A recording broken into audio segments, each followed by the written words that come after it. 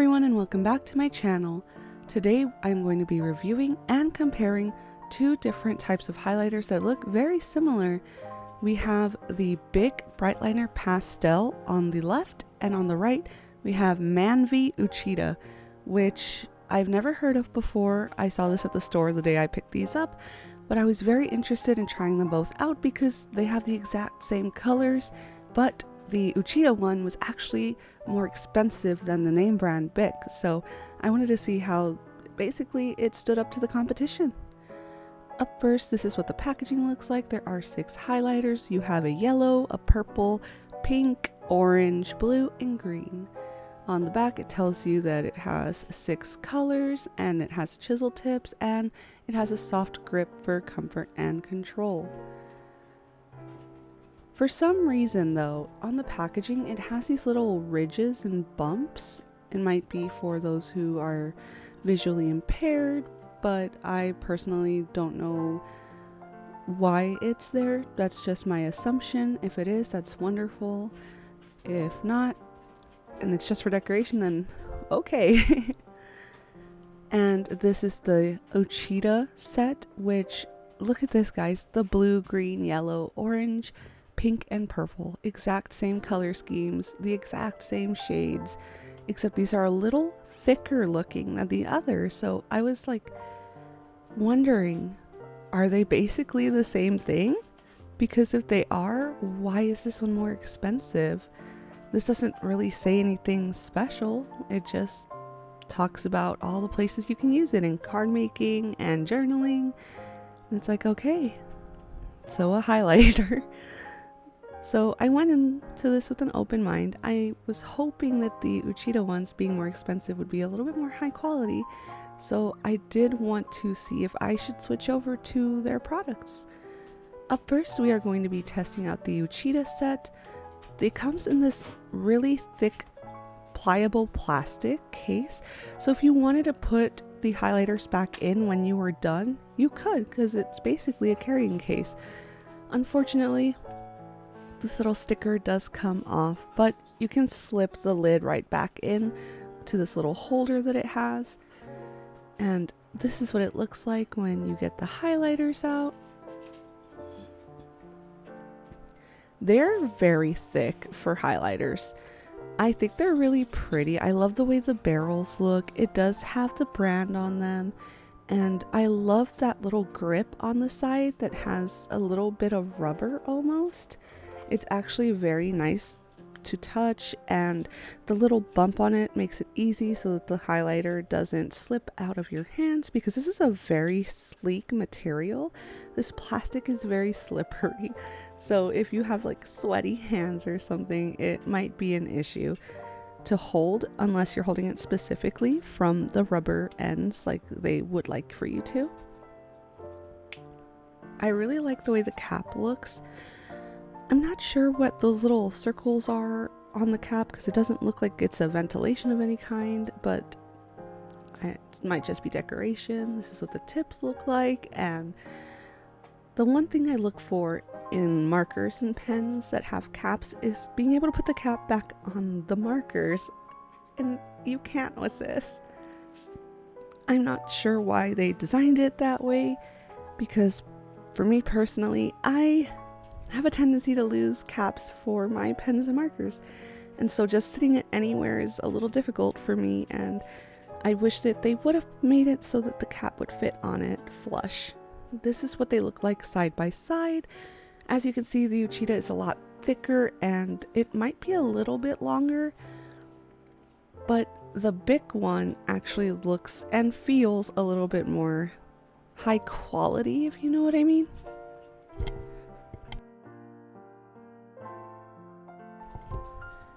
This is what the BIC looks like up close. It does have a gray grip and it does have a chisel tip as well. It's a little bit of a smaller tip compared to the Uchida one.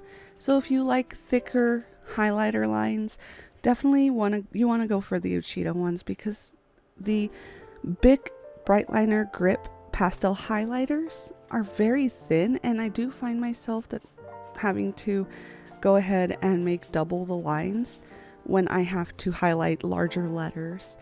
If that's not an issue for you, then it's actually something that you could look forward to. I did find out that if you take the cap and you jam it pretty hard onto the end of the Uchida highlighter, it will technically stay, but it also stretches out the cap a little bit, just letting you all know that that is an issue that you could encounter. Up first, we are going to be testing the Manvy Uchida highlighters with these testing things that I wrote, and as you can see, the cap is falling again, but I was able to get it on there. We are going to be testing every color. This is the green.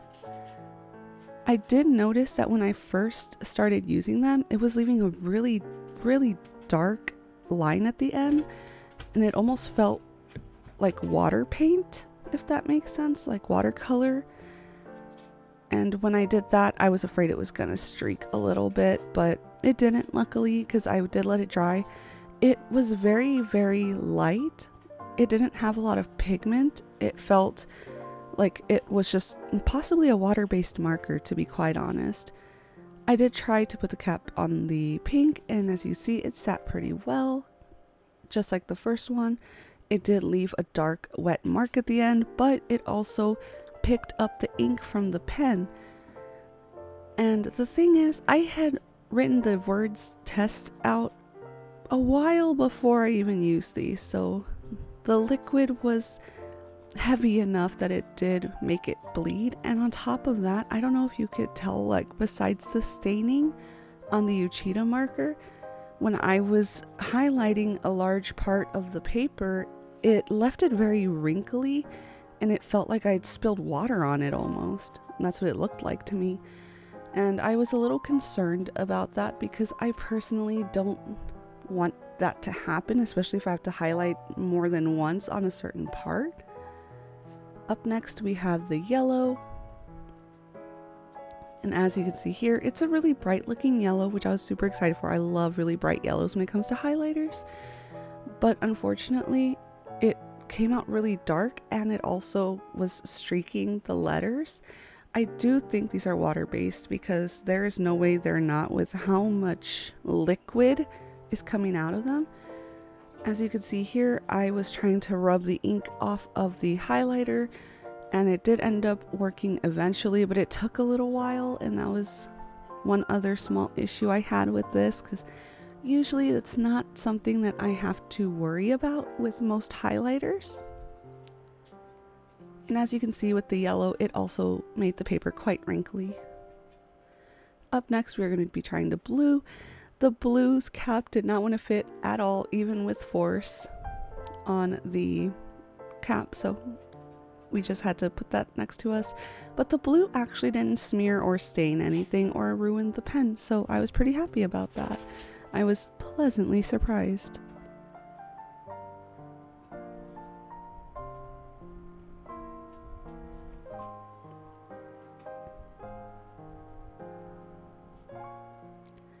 Up next, we are going to be using the orange and testing it out. This is what it looks like. I do love the dual tone that it has with the rubber part compared to the pastel barrel that it comes with. I think it's really cute.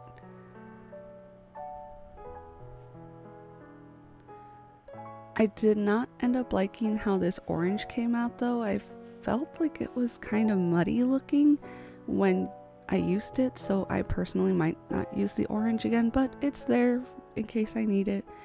And last but not least, for the Uchida, we have the purple, which came out very light at first, so I did go over it, but after going over it, I really liked how it looked. It didn't really smear as much as the pink and yellow did. I do want to be careful with using that because, as you can see, it did wet the paper and smear a little bit at the end of the T in test, but that's something you just have to be really careful with. Definitely don't use these with gel-based pens or writing utensils because it will smear it. And as you can see up close, this is what the wrinkles look like. They're still very wrinkled after that whole time that I was testing the rest of the markers. It's taking a really long time to dry, And personally, when I'm highlighting things, I want it to be fast and I want it to dry quickly so that I don't have to worry about it anymore, or I don't have to worry about smudging my pen or my work. I want it to be easy and fast. And unfortunately, it does show all the way to the back of the paper, making it wrinkly and all. And it didn't show the color all the way through the paper, which is a big plus for me. But I was not a fan of how much liquid would come out of these highlighters when using them, because it just really destroyed the paper. And the paper that I'm using in this test is really thick, actually, because it's that 5-star paper, that really high quality kind. It should be kind of difficult for a highlighter to be able to do something like this. So that's just something I would like to warn you about if you decide to choose that set. Up next, we are going to be using the BIC highlighters. I was a little hesitant at first with these because I haven't used a BIC highlighter in this size ever, and I was a little disappointed at how tiny the highlight was because, oh, hi Lilith! The cat that you see there is one of our girls, Lilith. And when you use the lines on a paper and you write, usually you use the entire line. And when I highlight things, I like for the tip of the highlighter to be large enough to fit the entire word and not just a line through the middle of the word. So that was something that I was a little disappointed in, but I didn't feel like buying the really giant highlighters, because sometimes it feels like it's either this really skinny one or those really big fat ones, and I really wish that there was an in-between, you know? These are what the purple and orange, green, blue, green, and yellow look like. The yellow was another one of those that just wasn't my favorite. BIC has such beautiful, bright yellow highlighters, and this just wasn't it. And as you can see, it did stain as well, just like the other one, but this is gel pen, so that's just probably something that could happen. But if you use it for a little while, it does make the stain go away. The thing that I did notice with this is that it did not wrinkle the paper like the other highlighters did, so I was pretty happy about that. But something that I did notice was that when I highlight with this, it kind of leaves a strange texture, almost like a t-shirt kind of design. You know those really interesting t-shirts that have like white spots in them, kind of like a jersey? It kind of has that texture and doesn't completely fill in unless you stay on that part for a little while. But besides that, I really like the fact that this was not extremely wet. It did leave that speck at the end because it's a highlighter. That's what they do, but it didn't make the paper wavy. It didn't destroy it.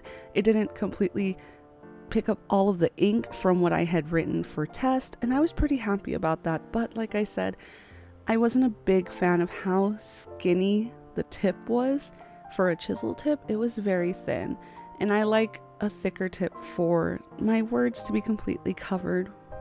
But like I said, that's something that's just a preference, and I would end up having to go with the way bigger highlighters if I wanted that. And this is a comparison between the both of them without any letters or ink to mess them up. We are doing the orange and the green. Something I did notice is that the green on the Uchida side is already wrinkling the paper, and I'm just doing one swipe each.